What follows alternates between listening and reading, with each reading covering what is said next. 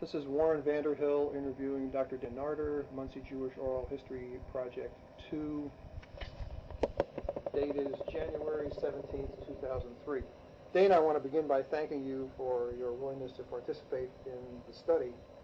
And as with all the other people I've interviewed, I'd like to begin with a question that has to do with why you came to Muncie and if you might have had some other options to go to other places. Well, I did at different times. I was in a postdoc in Carbondale, Illinois, before I came to Muncie, and I'd gone on the job market once during my postdoc, and I had an offer at like a small school in Pennsylvania, a real small town, and I turned down that offer. Well, for many reasons. One, that I was pregnant and I think due the first day of school or something like that. But so then I waited another year, went on the job market again, and I ended up, let's see, what did I get? I really wanted a job in Omaha, Nebraska, because my parents lived just outside of Omaha. Oh, okay. And I didn't end up getting that one. That was a big one. And then I sort of ended a job that was supposed to be in Little Rock, Arkansas, which I didn't really check out the Jewish community. It's a big city, fairly large city. I guess there's some kind of Jewish community in Little Rock, but the job wasn't right for me. It was a 100% research position at a medical school, and it didn't seem to be a good fit. I went out for a first interview. They said, bring your family out for a second, and then finally I said, I think I'm wasting your time. So I sort of cut that one off. But when I came to Muncie, when I interviewed here, I think I looked in the phone book to see if there was a temple, and there was, and then I also always looked to see if there were last names that sound Jewish in the phone book. So I did those two things. So I knew that there was something here, but I wasn't positive that I was going to get involved in it. I knew I would once my kids were of the right age to go to religious school, but I wasn't sure if I wanted to get involved immediately.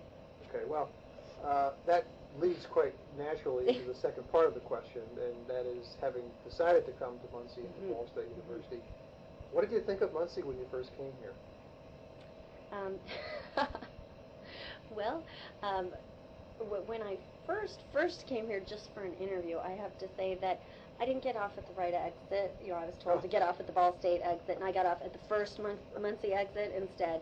Okay, and that was a frightening experience for me, so I couldn't find Ball State and many other things. So when I finally got to my hotel, I called my husband and I said, there's no way.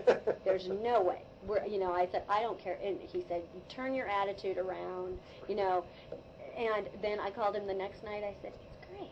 It's really great. Michael Stevenson drove me around and showed me things for an hour. I said, it's fine. And I grew up in a small town in Nebraska, 25,000 people. So I was like, oh, it's like Fremont, only it's bigger. And we had a college, a Lutheran college in my town, so this is just bigger school, and so it seemed like where I grew up was bigger. Have your views of the community changed much in the 3 years, now in your third year that you've been here? Yeah. I've been really impressed by, several things. One thing, there are so many opportunities in the arts around here. Both to watch and to participate. The Muncie Center for the Arts is a gem. There are lots of gems that I didn't anticipate, that being one of them, all the arts. Not only the campus arts, those are great. The university plays. Also, opportunities for children. Lots of stuff for children. The Children's Museum. My children have been in classes at the Muncie Center for the Arts, Kid Art. We found a great preschool here, the Friends Church, right next to the temple. Right. That's where my son goes to preschool. The Child Study Center is another gem. We belong to the Indy Children's Museum, but we hardly ever go there. So you think it's a good family town? I want I do. I want to pick up on that a little bit because I do. My son and daughter-in-law and their family live in Madison, Wisconsin, which they think is the greatest family town in the world. And I guess I've never thought of Muncie as a kid-friendly, family-friendly town, but I think what you're saying is if you search out the opportunities, there are an awful lot of them there. Oh, I think so. Okay. I really think so. I mean, also another way that it's kind of family friendly is that the cost of living is low, and so when I say family friendly, I guess what I mean is that you can have one of the people in the couple stay at home, and you can still live. Yeah, well, that's true. I would agree. How would you describe your life as a member of a Jewish community, or given that you've been in several places before you came to Muncie, it might be Jewish communities? Okay.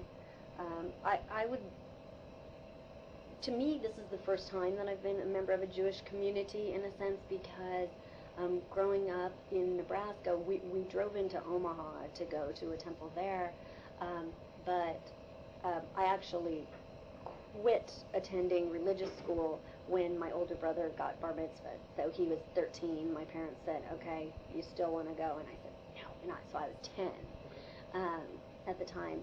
I mean, we still belonged to that congregation and would go for high holidays. But even when I was going to religious school, I was never part of the community because they were all from Omaha. They all went to school together. They were friends.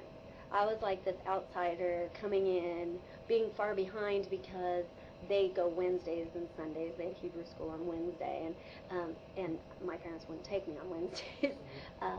So I wouldn't really call that being part of a Jewish community. There was a small Jewish community in my town in Nebraska, and I knew those people, so I mean, in a sense, I had that. In Carbondale, I did not affiliate with a temple there, except I had my son named in the temple there. That was my only contact. So this is really the first time that I really feel a part of a Jewish community. And I'll say that Larry Francer is really the main reason we got John, and we met him at something at Minnetrista on Jewish heritage. And really liked him, and he has a lot of energy and charismatic. Oh, yes. And then I appreciated the fact that once we did attend one thing at the temple, a Hanukkah party or something, then the rabbi, well, he's not the rabbi anymore, but he was the rabbi, the student rabbi, Yair Robinson, he called us at home, and, I just appreciated the one-on-one. Okay. So there was an attempt at outreach. Oh, definitely. From the temple. Oh, definitely. Okay.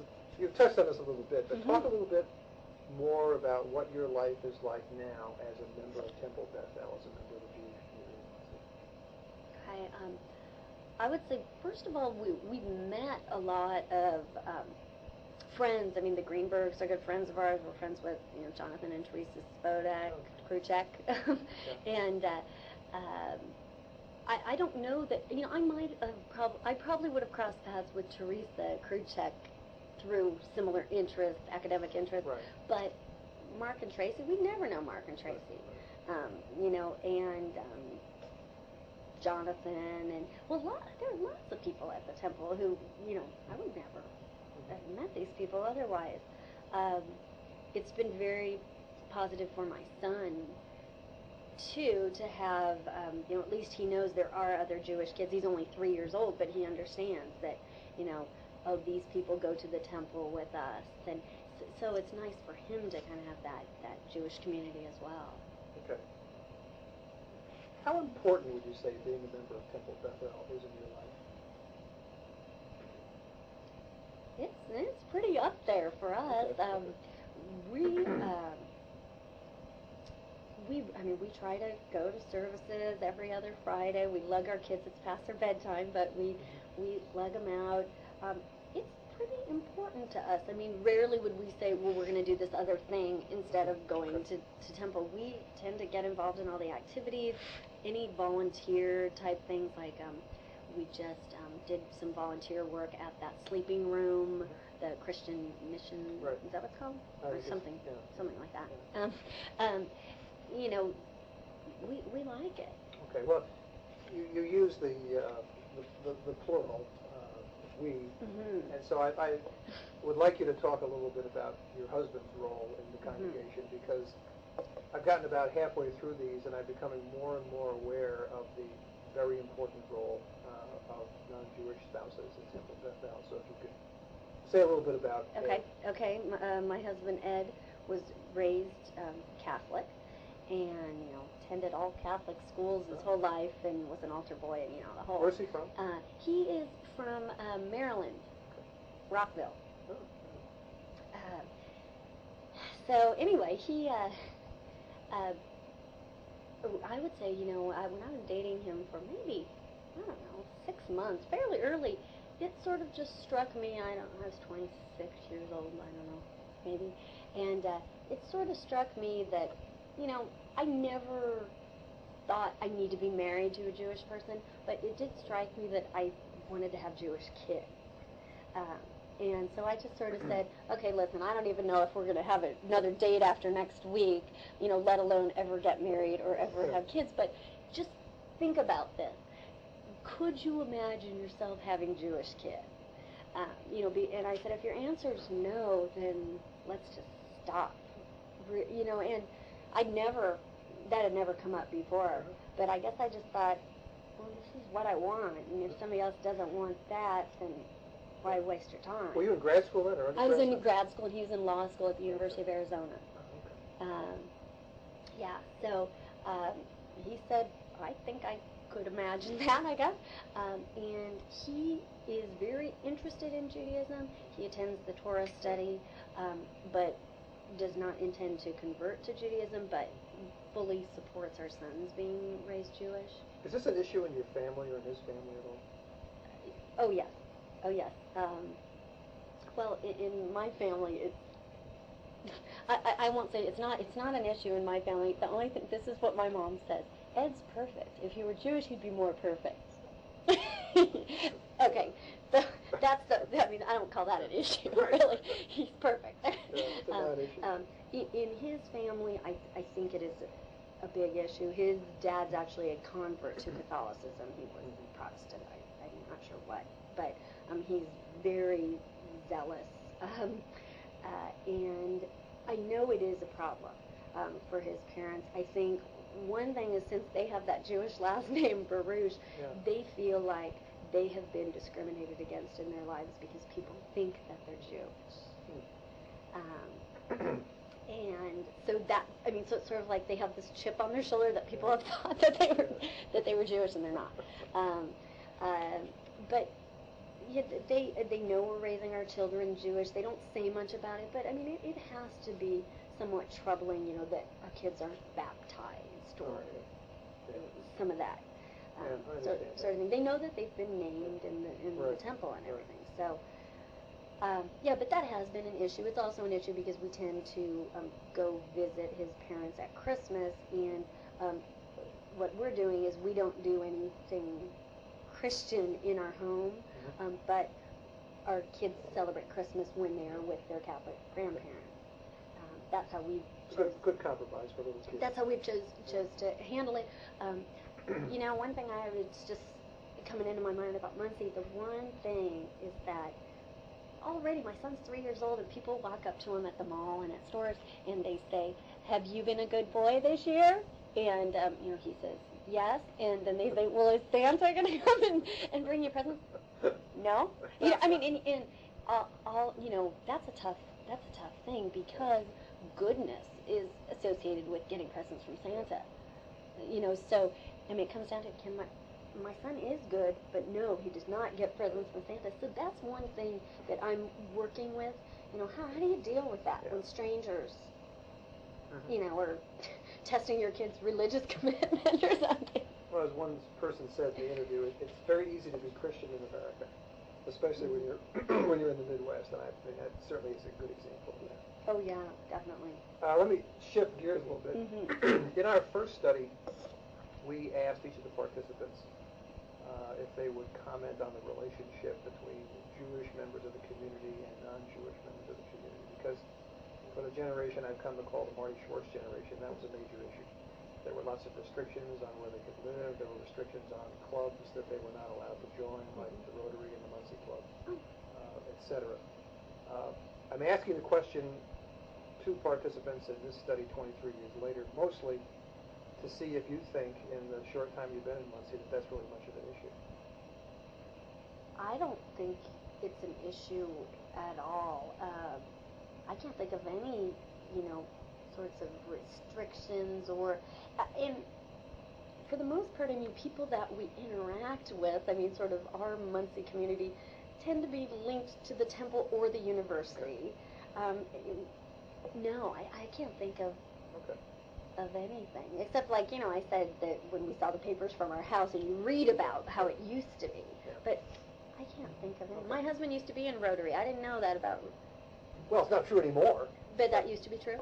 Yeah, I mean, when I did these interviews nearly a quarter of a century ago, that was starting to change in Muncie. That there were areas where people who were Jewish, well, it was really white Christian, because the area where we lived, when we eventually paid off our house and got all the old mortgage notes and that kind of junk, and I was surprised at the area where we lived that it was restricted to white Christians. And of course, it became a cause célèbre, as you know, with Westwood and Westwood Park, because they wanted that out of there because it was part of the original House of Covenant. Right. The Delaware Country Club was closed to Jews. The Rotary, there was a club downtown, very famous club now where F.B. Fogg is located, called the Muncie Club, that was full of power brokers who were there playing poker, shooting pool, and smoking cigars, and there was a bar in there with a liquor license. I don't know about Kiwanis and Lyons and some of the others. I've never really checked, but I mean, when you think of where very successful merchants in Muncie might like to be with other very successful merchants, you immediately think of the Delaware Country Club, and you think of the Rotary, and you think of the Muncie Club. In fact, when I did another Middletown study several years ago, and I said to a member of the Ball family, how do you find out who the people are who will make the decisions in Muncie? And he said, go get a hold of a copy of the membership list of the Country Club, the Rotary, and the Muncie Club, and you'll have your answer. And when we did that research, we found that was indeed the case. Well, for many, many, many years, those were restricted to people who were Jewish. In fact, there are still people in town, if you were to ask this question of members of the temple, some of the older members of the congregation, they could tell you who the people were who were the first ones that went into the country club. Went into the Rotary and things like that. The one thing that I see, and I mean, it's not exclusionary, when I went around Muncie to look for preschools for my son, places don't realize that they're Christian-based. I mean, and I'll ask, I'll say, well, so, do you incorporate religion into it? And they'll say, well, no, I mean, we talk about the nativity scene, and, it's like, well, that is Christian. No, that's a good point, because even when we came here in the late 60s, and, that wasn't something that concerned us a lot, but I noticed that at that time, the two places to have your child were either the Unitarian preschool, and you wouldn't have that problem there, but the other was First Presbyterian. I mean, there were waiting lists to get your child into First Presby and to the Unitarian. And my late father was a Dutch Reformed minister, and we had our daughter going to the Unitarian preschool for a while, and my father thought that was pretty bad. Your daughter is going to grow up as a free thinker or some left-wing religious loony. And I said, no, that's not part of the preschool curriculum. Well, could you possibly get, in this case it was a him and later a her, into First Presbyterian? That would be much more sound from a Calvinistic standpoint. Whatever. Let me push this envelope a little bit more and ask you if in your life you have experienced any overt or covert anti-Semitism. Yes. The times I can really remember growing up in Fremont, Nebraska, and I lived there from the time I was in second grade until the time I left for college. My dad owned a business. He owned McDonald's restaurants. That's what he did when he was working. And he was very well known. Like, everyone in the community knew him and everything like that. We would occasionally get people doing things to our house and cars. Sometimes, like, writing things on our cars with shaving cream or something. And, I mean, it would say things about Jews. I mean, so it was definitely anti-Semitic, not something else like my dad had fired somebody or, or our house would be egged, or just comments like we would hear, just sort of, I mean, this is anti-Semitic because it's very stereotypical of Jews, like, well, those Narter kids, of course they're smart, they're Jewish, that sort of thing. And I mean, that's a good thing to be smart, but and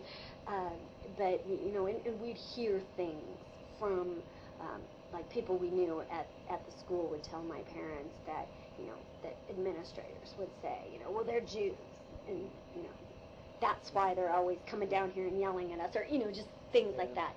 So, I mean, we would definitely hear things. I didn't feel it, like, as far as from friends. My friends all knew that I was Jewish, and that didn't seem to be a problem. But I do remember anti-Semitism. I can't think of anything here that I've experienced. I don't tell my students as a class that I'm Jewish. I've never done that before. But I have students that know me know. So sort of on an individual basis, and I haven't had anyone react negatively, and I don't know of any. I think I heard something about that the temple had some minor graffiti or something. A couple of years ago. Okay, yeah. That's the only thing I've really heard of with the temple. And in fact, our current Rabbi Carrie, she told me that she thinks Muncie is really a good place as far as that. She said that she's amazed that there isn't more conflict, because she's been in other places where the temple was very hidden away so that people didn't know where it was. Rather than being on the main street. Yeah. But it's amazing though, if you talk to people in Muncie and you say, oh, I go to the temple, and they say, where is it? And you say on Jackson, right by the village pantry, I have never seen it. Well, it's because it looks like the church that's just down the block from it. I confuse them. Sometimes I go to that church. Well, the funniest part is I went down there the other day to interview Larry Francer, and this is crazy. After 37 years here, having been involved in all kinds of research on Muncie's Middletown, I had never stopped to look left on my way down to Temple Bethel, which is right when you're going east. And I didn't know what church that was before you get there. Oh, how funny. Given all the Protestant churches in Muncie, I at least should have turned left or glanced left to find out what church that is. So now I know that there is a church down the street. Another bit of a shift. How do you see the future of Temple Bethel? Well, I see that. I mean, I see that it's changing, or I hear that it's changing. You're getting a group of younger people really moving in. You're part of the change. Yeah, we are part of the change. Tom Steiner is really active, Mark Greenberg, Jonathan Spodak, and I think the change to me is very positive. I'm not at all afraid of it, or I'm thinking it's watering down the temple in some way, or anything like that. I really think it's positive. I mean, get in some new people with new ideas. I'm going through the same thing in my department right now. We're looking for a new chair. Right. So, and I'm very much kind of for change, shake things up, see what happens. Okay. So yeah, I think it's going in a great direction. Okay. Well, again, let me push that a bit. This is a good time of the year to make out wish lists. If you had 2 or 3 or whatever number you want wishes for Dana Narter and the future of Temple Bethel, what would you put on your list? Okay. One thing, it would be nice if we could have a rabbi here. Full-time rabbi. Full-time rabbi here, that would be nice. Or if it couldn't be a full-time rabbi, at least if we could have someone who could come in every week. Even if they didn't live here, I mean, if they wanted to drive in from somewhere else, that would be okay. Because I was thinking about this, I thought, it seemed like kind of a big commitment to me as a kid to have to go every single week and whatever. Okay, well, here you don't have to go every other week to religious school, and nothing happens in the summer. So, it's like, so I would like every week, services every week. They do have Torah study every week. It's lay Torah study if the rabbi's not there. Religious school every week. Probably summers off. I like the summers off. I mean, services in the summer. No, religious school in the summer. So I guess that would be it. Full-time rabbi. Why do you think that's so important to a congregation? The full-time rabbi? Yeah. Because it was an issue 23 years ago. Okay. Well, I think it's important. I mean, I think to have that leader, and I mean, they shouldn't be making all the decisions. And it's interesting because I've heard people say, in a way, it's nice that we get a new rabbi every couple of years and everything, because it's really the congregants who make it, not the person who believes it.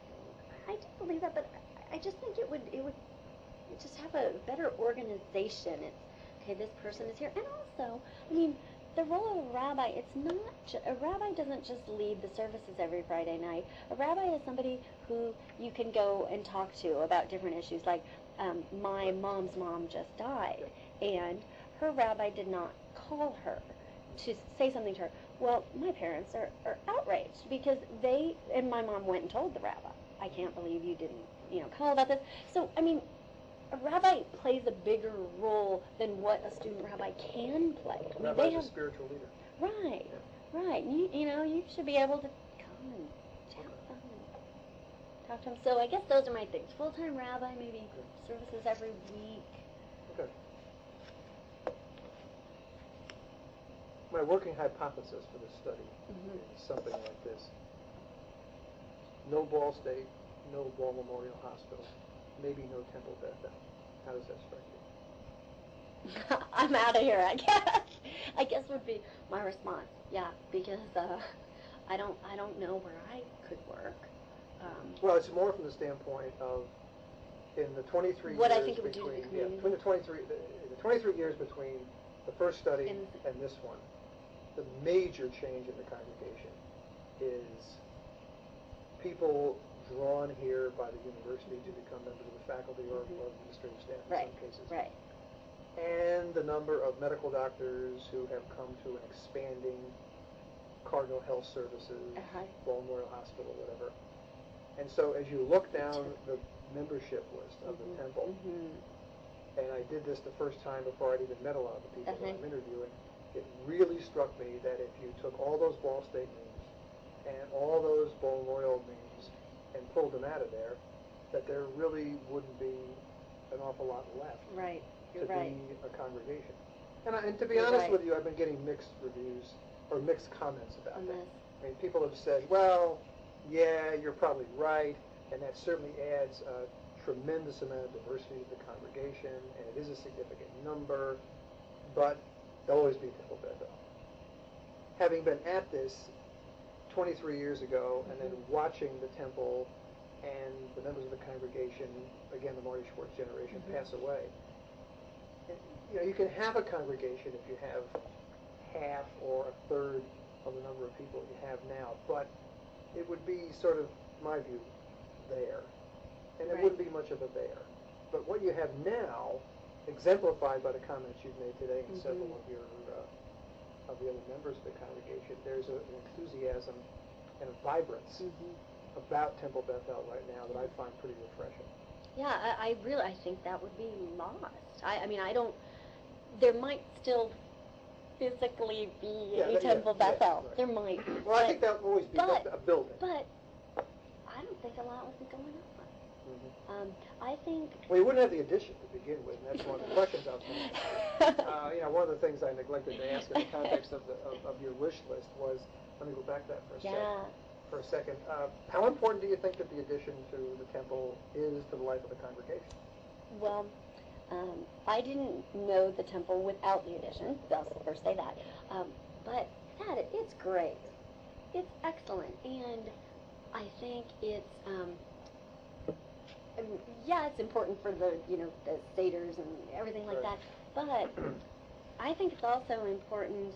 I know the tour study that you went to, where was it? In the addition. It was in the addition. Okay, because what they were doing for a while, they were doing it when the rabbi was here. They were doing it in the addition, and when the rabbi wasn't here, they were doing it at the Blue Bottle for a while. And finally, people said, you know what? I think we should do it in the temple. And I really believe in that.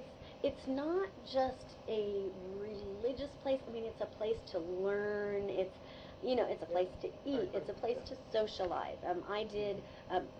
I should say this because it relates to history. I'm actually working right now. We're starting to go through some of the old temple archives, and I'm part of the social and cultural and educational committee, and we're going to go through and start making scrapbooks. See, this is where your wife comes in. And what I did is I had a scrapbooking workshop at the temple and then the social, so people could get their skills in it. And now we're going to start trying to go through, because I'm sure you know all about about the history of that temple, and people have written Right. about that. Yeah, I mean, right. you know, the history of the building, Yeah, the and, building as a and, building. and where it's been and Mhm. before that and all that. But we have boxes and boxes of stuff in the temple. And I've also asked members of the temple, because I think people are hiding things in their homes. I think that Andy Seeger told me that he said, "Oh, I have the temple directories from the last. I don't know how long he's been here. Yeah, I he can't." came here in the late 60s, I think. Okay, yeah, he told me he had all of them if I wanted them, Mhm. which would be neat to look at the membership and. Mhm. I would agree. Well, anything else you want to add? Any other perspectives, thoughts, comments? Give you a chance to add anything to this interview that you wish. This is a two-way street, open-ended process. I'm trying to think of anything else. I think because we don't, have a rabbi here all the time. To me, Larry is sort of that, person that I think of. Anne is the president of the temple. Right. She's extraordinarily busy Yeah. as a pediatrician. Yeah. But Larry. There was one time we went to Friday night services and Larry wasn't there for some reason, and I was really kind of bummed out about it. I mean, he is just so alive that he really makes me want to be there. Yeah. So I think his role is Yeah, extraordinarily it's really pivotal, important. no question about that. Yeah. Well, thank you very much. Certainly. I Thank appreciate you. it.